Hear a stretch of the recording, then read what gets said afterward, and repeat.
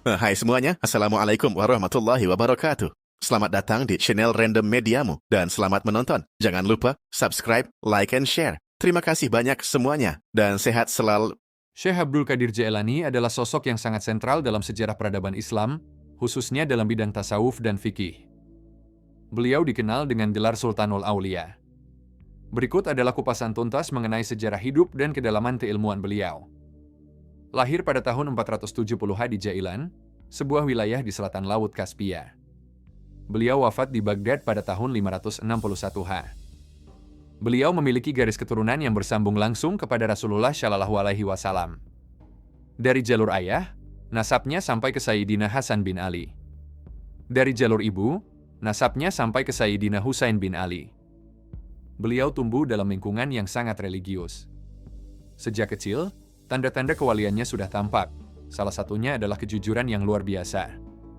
Syekh Abdul Qadir tidak langsung menjadi seorang sufi. Beliau adalah seorang intelektual murni yang menempuh pendidikan formal yang sangat ketat di Baghdad. Beliau adalah penganut mazhab Hambali. Di Baghdad, beliau berguru kepada ulama-ulama besar seperti Abu Said Al-Mubarak bin Ali Al-Muharrimi. Beliau menguasai 13 cabang ilmu, termasuk tafsir, hadis, fikih, dan perbandingan mazhab. Setelah matang secara syariat, beliau menempuh jalan mujahadah. Beliau berguru kepada Syekh Hamad Ed-Dabbas.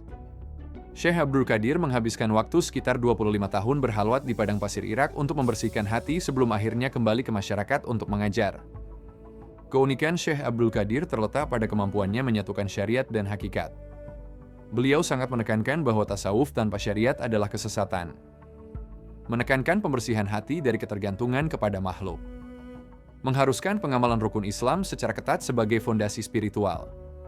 Menekankan kejujuran, kerendahan hati, dan kedermawanan. Melawan hawa nafsu sebagai perang besar dalam diri manusia. Beberapa kitab monumental beliau yang masih dipelajari hingga saat ini antara lain Al-Gunyah li Talibi Tarikil Had, Futuhul Gaib, Al-Fatur Rabbani. Warisan terbesar beliau dalam dunia Islam adalah Tarekat Qadiriyah. Ini adalah salah satu tarekat tertua dan paling luas penyebarannya di dunia, termasuk ke Indonesia. Berbeda dengan persepsi umum yang menganggap tarekat hanya berisi zikir, Tarekat Qadiriyah pada awalnya adalah pusat pendidikan karakter yang mencetak ulama-ulama pejuang. Bahkan, banyak sejarawan mencatat bahwa murid-murid dari madrasah beliau berperan penting dalam memotivasi pasukan Salahuddin Al-Ayyubi saat membebaskan Yerusalem. Penting untuk meluruskan bahwa meskipun beliau memiliki banyak karamah, Syekh Abdul Qadir sendiri selalu berpesan, janganlah engkau melihat terbangnya seseorang di udara atau berjalannya ia di atas air, tapi lihatlah bagaimana ia mengikuti syariat Allah. Beliau menolak pengkultusan yang berlebihan yang melanggar batas-batas ketauhidan. Mari bedah kitab Syekh Abdul Qadir Jailani dan transformasi tarekat Qadiriyah di Indonesia. Mengupas tasawuf dari Futuhul Gaib, 78 risalah membimbing jiwa. Kitab ajarkan kematian diri atau fana, matikan kehendak pribadi, ujian cobaan, pembersih hati. Puncaknya, tauhid hakiki, pahami keesaan Tuhan, bersihkan hati syirik. Syekh Abdul Qadir Jailani berpesan, jadikanlah akhirat sebagai modalmu dan dunia sebagai keuntunganmu. Tarekat Qadiriyah masuk Indonesia abad 16-18 pedagang Hadramaut Gujarat, kitab manakib panduan awal.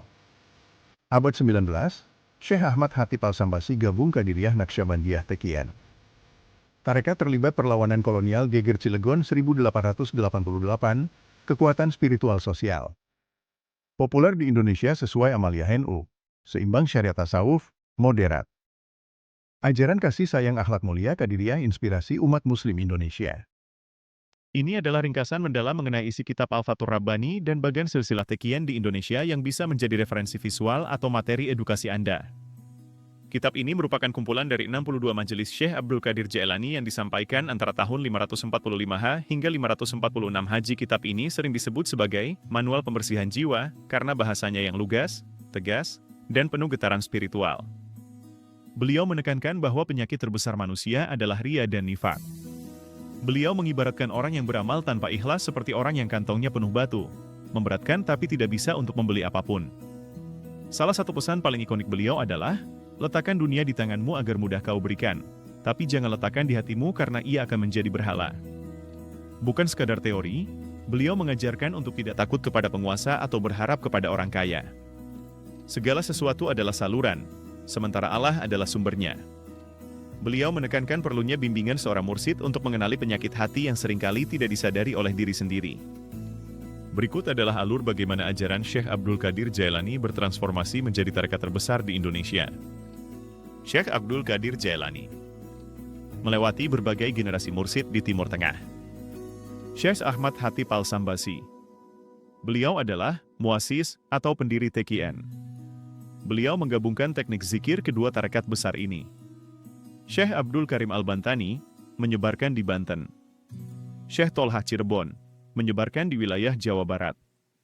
Syekh Ahmad Hasbullah Madura menyebarkan di wilayah Jawa Timur dan Madura. Suryalaya melalui jalur Syekh Tolhah Syekh Abdullah Mubarak Syekh Ahmad Syohibul Wafa Tajul Arifin. Meranggen, jalur yang sangat kuat di Jawa Tengah. Rejoso melalui KH. Tamim Irsyad dan KH. Romli Tamim. Syekh Abdul Qadir Jailani tidak hanya meninggalkan wirid, tetapi juga meninggalkan sistem pendidikan jiwa. Di Indonesia, membaca manaqib beliau bukan sekadar ritual, melainkan cara umat Islam mengambil teladan dari ketegasan beliau terhadap syariat dan kelembutan beliau terhadap sesama manusia.